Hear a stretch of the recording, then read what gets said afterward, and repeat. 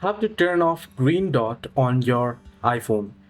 Well, if you're seeing the green dot on your top, so if I open up Snapchat here for instance, you'll be able to see the green dot here at the top, as you can see the green dot here. So let me focus on it right away. Now you must be able to see the green dot right here. Now how you can turn it off?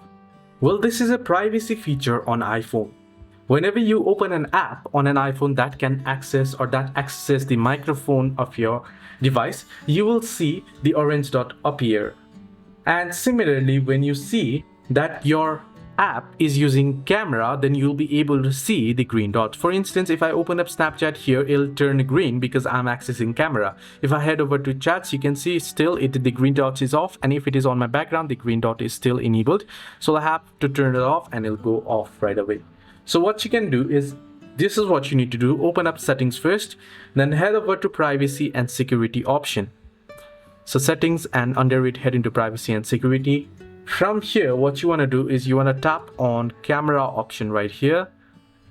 Find the camera and turn it on. And now what you can do is you will see a list of apps having access to your iPhone's camera.